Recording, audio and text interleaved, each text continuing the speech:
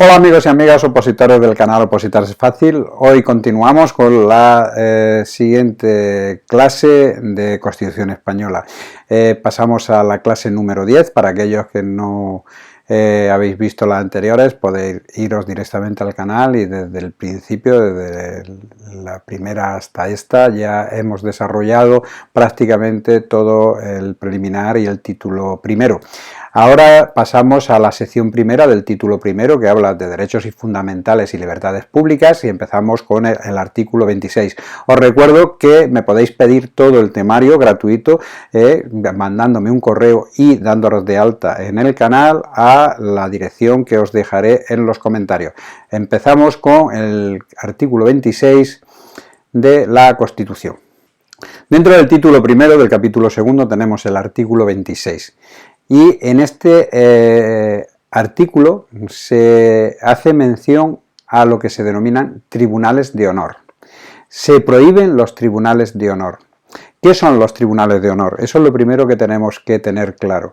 Son aquellos que están conformados por iguales en categoría al enjuiciado y su finalidad era juzgar la dignidad del sujeto que pertenecía a una profesión o a un cuerpo del que era miembro, y si se le declaraba indigno podría ser expulsado sin ningún tipo de recurso. Esto antiguamente se llevaba a cabo pues, en el ámbito militar, en el ámbito de médico, en el ámbito farmacéutico, en diferentes agrupaciones, gremios, en los cuales esos tribunales de honor valoraban entre ellos si esa persona se merecía pertenecer a ese grupo o no se lo merecía. Entonces, el artículo 26 ya prohíbe los tribunales del honor en el ámbito de la administración civil y de las organizaciones profesionales. Ya deja tácitamente prohibido ese tipo de tribunales.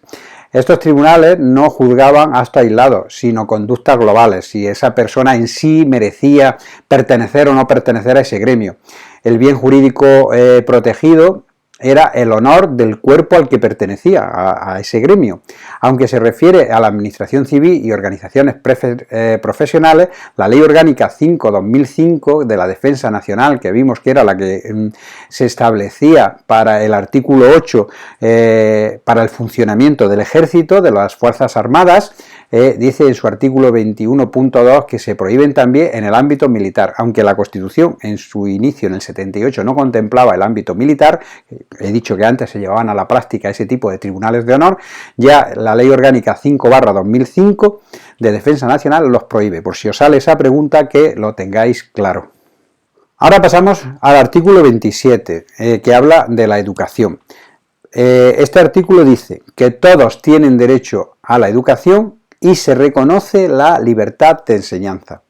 Luego dice que la educación tendrá por objeto el pleno desarrollo de la personalidad humana en el respeto a los principios democráticos de convivencia, a los derechos y libertades fundamentales. Luego además dice que los poderes públicos garantizan el derecho de todos a la educación, ¿cómo? Pues mediante la programación general de la enseñanza, con la participación efectiva de todos los sectores afectados y la creación de centros docentes. Esa es la forma en que los poderes públicos garantizan el derecho de todos a la educación. Además, la enseñanza básica es obligatoria y gratuita, atentos a eso que suele salir, y luego dice que los poderes públicos garantizan el derecho que asiste a los padres para que sus hijos reciban la formación religiosa y moral que esté de acuerdo con sus propias convicciones. Este apartado está ahora un poquito en boga por algunas condiciones de tipo político, que todos sabréis a qué me refiero, y está ahí, está en la Constitución, aunque a algunos parece que no se la han estudiado bastante.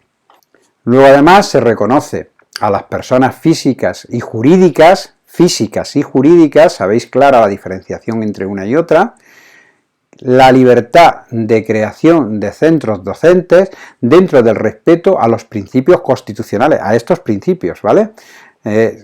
Alguien, una persona, físicamente, Pepe Pérez, puede crear un colegio, pero a su vez una persona física, que sería una empresa, Pérez Sociedad Anónima, puede crear un colegio.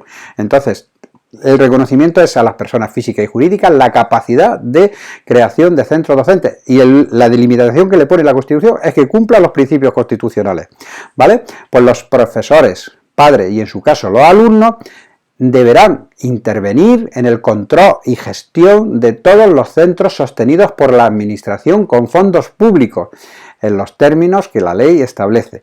O sea, que la Constitución determina que los padres y los alumnos, por eso está la asociación de padres, la asociación de alumnos, y tienen la capacidad de intervenir en la gestión, en el control de los centros que tengan un presupuesto, bien públicos o concertados, los privados no, pero que tengan un concierto con la administración y cobren de la administración, ¿vale? Eso es lo que dice el artículo 27. Los poderes públicos ayudarán a los centros docentes que reúnan los requisitos que la ley establezca. O sea, eso serían los concertados. Se reconoce la autonomía de las universidades en los términos que la ley establezca. Las universidades tienen una normativa muy propia, muy personalizada cada universidad. Entonces hay unas leyes profesas y específicas para ellas. Eso para desarrollar a posterior. Ahora pasamos a un artículo que sale bastante en los exámenes, que es el artículo 28, que habla de la sindicación, la capacidad de pertenecer, asociarse o crear sindicatos. Todos tienen derecho a sindicarse libremente, excepto el condicionante que pone la Constitución, que dice que una ley podrá limitar o exceptuar el ejercicio de este derecho a una ley que sí que existe y que lo delimita de hecho, a las fuerzas o institutos armados o demás cuerpos sometidos a disciplina militar, en este caso solo serían las fuerzas armadas que vimos en el artículo 8, el ejército de tierra, el ejército del aire y la armada, y la Guardia Civil. Son los únicos cuerpos que están sometidos a esta excepción. Y asimismo regulará las peculiaridades de los funcionarios públicos, o sea, digamos que regula cómo funcionan este tipo de sindicatos, pero no los condiciona, ¿vale?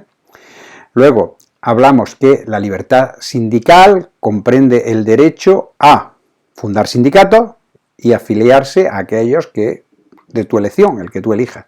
Asimismo, como el derecho de los sindicatos a formar confederaciones, que es una asociación de sindicatos, o fundar organizaciones sindicales internacionales o afiliarse a las mismas. O sea que los sindicatos le dan la capacidad de asociarse como tales varios, formar confederaciones de sindicatos o asociarse a otros sindicatos del mismo estilo o teoría internacionales o pertenecer o afiliarse a ellas. Luego hay una cosa que queda muy clara y que os lo pregunten, como lo pregunten tenéis que tener siempre. Nadie puede ser obligado a afiliarse a un sindicato, bajo ningún concepto. Se reconoce el derecho a la huelga de los trabajadores para la defensa de sus intereses. Esta pregunta también es recurrente. ¿En qué artículo se reconoce el derecho a la huelga? En el artículo 28, ¿vale? La ley que regule el ejercicio de este derecho establecerá las garantías precisas para asegurar el mantenimiento de los servicios esenciales de la comunidad. Esto es lo que se conoce vulgarmente cuando se habla de un derecho a huelga, de los servicios mínimos, que hay una ley y la administración establece unos servicios mínimos que garanticen la colectividad, porque hay ciertos sectores que si se ponen en huelga pueden paralizar un país. Y de hecho se conoce un caso no hace mucho, de unos años, de una huelga de controladores aéreos que se decretó un estado de alarma y se hizo cargo de este servicio el ejército. Ahora pasamos al artículo 29. El artículo 29 es el derecho de petición. Este artículo dice que todos los españoles, tener en cuenta dentro de la Constitución que habla de diferentes formas. Una habla de todos los españoles y luego algunas veces habla de todos los que residen en España, que no es lo mismo.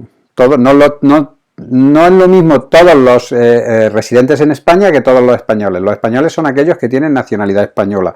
Entonces, todos los españoles, aquí establece, tendrán el derecho de petición individual y colectiva, por escrito, en la forma y con los efectos que determine la ley. Entonces, aquí salen varias preguntas. ¿Quién tiene derecho a la petición individual y colectiva? ¿Todas las personas? No. Todos los españoles. ¿De qué forma? Por escrito y en la forma y los efectos que determine la ley, una ley específica que establece esto.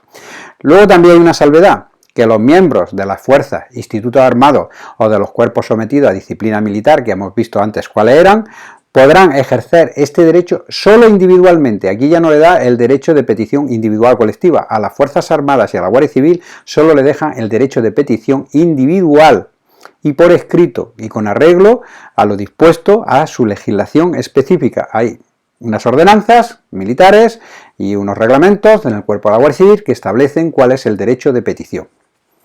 Bueno, pues con esto finalizamos la clase de hoy, os emplazo a la próxima clase porque os recuerdo que vamos a dar todo el temario de la Constitución Española, además os lo facilitaré por escrito a aquellos que aún no lo tenéis con el mero hecho de pedírmelo, me lo pedís.